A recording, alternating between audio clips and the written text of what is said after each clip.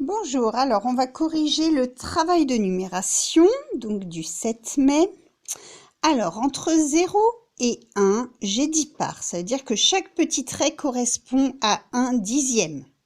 Donc là, j'ai 0, 1 dixième, 2 dixièmes, 3 dixièmes, etc. Donc là, j'ai 0, le A, ça correspond à 0,3. D'accord, j'ai 0,1, 0,2, 0,3. 0,4, 0,5, 0,6, 0,7, là c'est 0,8 puisque c'est 8 dixièmes. Ensuite, là je suis à 1, donc 1,1, 1,2, 1,3, 1,4, 1,5, 1,6, 1,7, 1,8, 1,9. Après on passe à 2, 2,1, 2,2 pour la lettre E.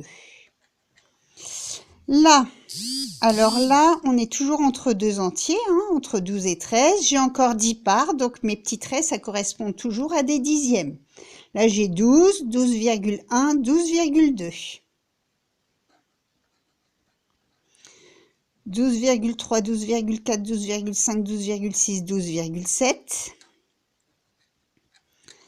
Là, j'ai 13, 13,1, 13,2, 13,3.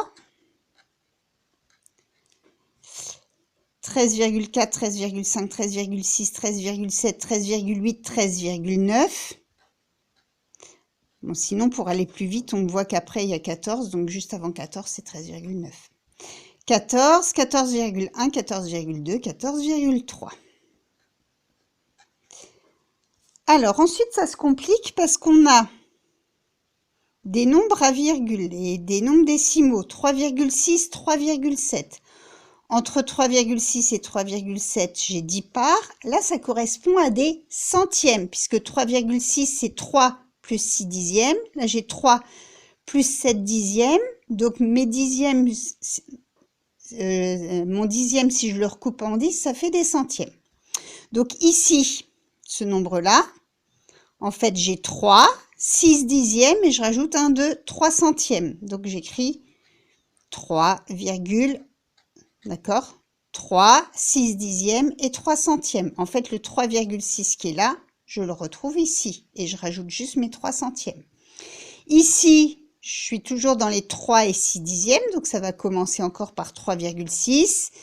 Et là, je rajoute, alors là, j'étais à 3 centièmes, 4, 5, 6 et 7 centièmes. Donc, ça va faire 3,67.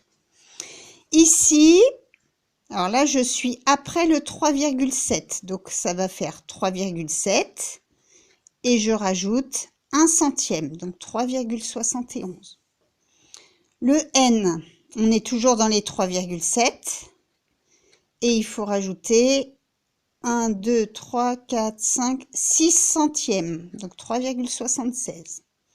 Là, je suis après 3,8, donc c'est 3,8 et 1 centième, donc 3,81.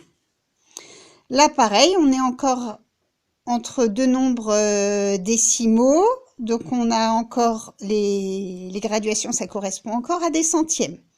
Je pars de 8,7, donc là j'ai 8,7 et je rajoute 1, 2, 3, 4 centièmes, 8,74. Là, je suis toujours dans 8,7 et je rajoute, alors là j'étais à 4 centièmes, 5, 6, 7, 8, 9 centièmes, 8,79. Le R, là, il est dans les 8,8, c'est 8,8 plus 2 centièmes. Donc j'écris 8,8 et je mets mes 2 centièmes, ça fait 8,82. Là, je suis toujours dans 8,8 et je rajoute, alors là j'étais à 2 centièmes, 3, 4, 5, 6 centièmes. 8,8 et 6 centièmes, ça fait 8,86. Là, j'arrive dans les 8,9. Donc, pour la lettre T, 8,9 et je rajoute 2 centièmes. Et U, ben, toujours 8,9 et je rajoute 3 centièmes. Ah, j'arrive pas. Voilà. Ensuite, ça, c'est l'exercice inverse. Pardon. Il faut placer les nombres. 17,3, ça va être entre 17 et 18. Et comme c'est virgule 3, il faut 3 dixièmes après 17, donc je repère 17 et je rajoute 3 dixièmes, il va être là. 17,3. 18,5, c'est 18 plus 5 dixièmes. Donc je vais à 18 et je rajoute 5 dixièmes. Ça va être là.